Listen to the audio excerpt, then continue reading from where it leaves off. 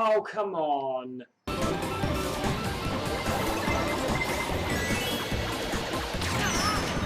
Oh, come on. Oh, I hate this game.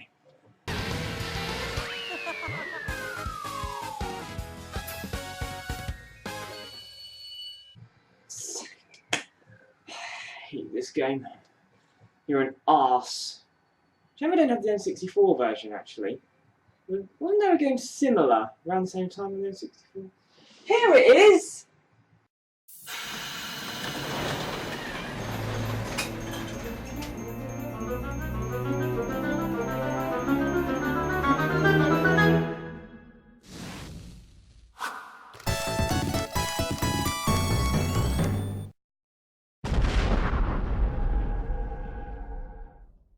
Mario Kart 64 was possibly the most popular racing game on the N64, but I never owned it, so I was never swept up in the whole Mario Kart 64 craze. However, one of the very first games I ever played on an N64 was Snowboard Kids, and I loved it. Not only did I prefer it to Mario Kart, but I actually bought an N64 so I could get the game for myself. Thing is, Mario Kart has come a long way since then. Snowboard Kids did get 2 sequels, but Snowboard Kids 2, which was on the N64, was never released in the UK, and SBK on the Nintendo DS didn't do particularly well, so let's see if the original still holds up.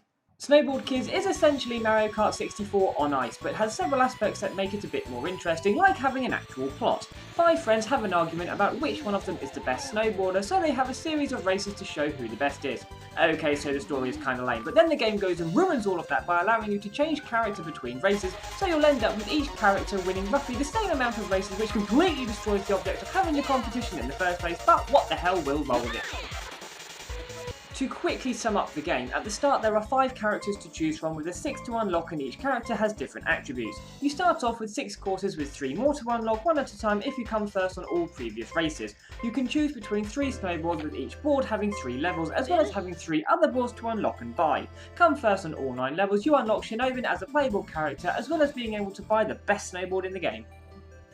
So let's have a look at exactly what you'll be going through to unlock such an awesome board and character. Of course, the track starts off fairly simple and straightforward, but grow in difficulty. It's not long as in the second track before there are a few places you can fall off and spend several agonising seconds yelling at the game to hurry up and put you back on the course. Then shortcuts start appearing. If it seems as though I'm struggling with this, it's because it's a racing game. There's not exactly a lot to talk about. You win a race and move on to the next one. While it is different to Mario Kart, it isn't afraid of a bit of Mario Kart syndrome, where just before the finish line, you get hit by an opponent's weapon, overtaken with no chance of recovery, causing you to miss out on first place and once again yell at the game.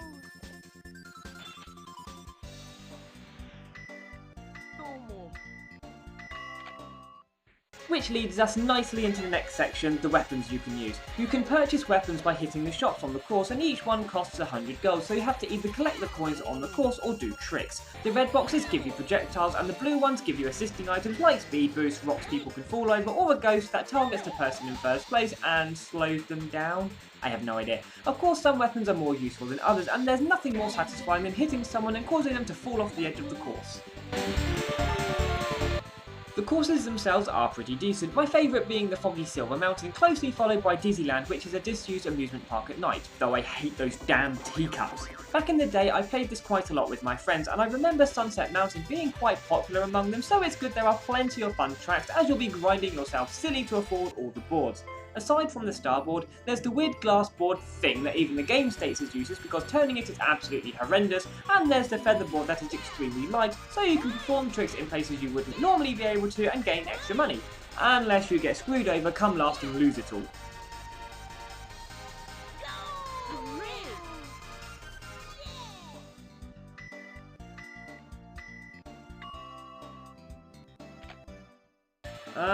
That's about it for the main game actually. Luckily there are a couple of other things to do to earn some cash in the skill games. Here there are 3 challenges: speed game, shot game and trick game. Speed game has you collect speed fans as you travel down the mountain. The faster you are and the more fans you get, the more money you get, as well as having your 5 best times recorded, even if you don't want to be reminded of it. Shot game has you shooting snowmen. You have an unlimited amount of ammo, but you can only fire 10 shots at a time, and you have to wait for one of the shots to hit something before you can take another shot. The more snowmen you hit, the more money you get, and once again your 5 best scores are recorded. Trick game, as you can probably guess, has you score points for doing tricks. The more points you have, the more money you get, and once again your top 5 scores are kept, as well as being the place the featherboard is unlocked. There is a time attack mode where it's just a case of doing one lap in the fastest time, and surprise surprise, it stores your 5 best times, but you don't get any money for doing it.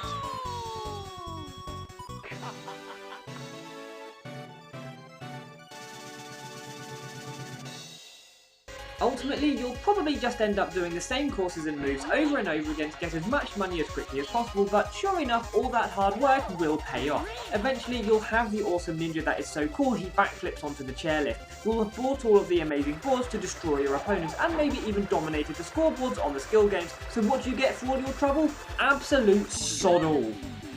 Seriously, once you've unlocked and bought the special boards, there is nothing worthwhile left to do, so the game is pretty short, and it's a bit of a slap in the face that you get the best character and unlock the best snowboard to then buy once you've essentially proved that not only are you good enough to not need them, but you now have no use for them whatsoever. Thanks, game! What's even more of a kick in the face is that there is actually a cheat which I could always remember the buttons to that unlocks everything straight away, and considering how large the save file is, you're probably better off just using the cheat.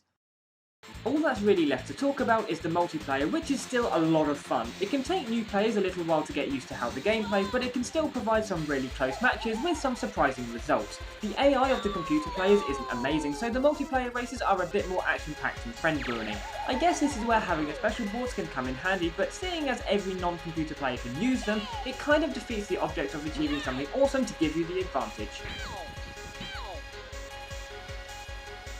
Although the game is relatively short and there's not a lot to do once you've bought the 3 special boards, it's still a lot of fun to play. Granted, it can screw you over and cause some frustration, but it's just enough to make that eventual victory that much sweeter.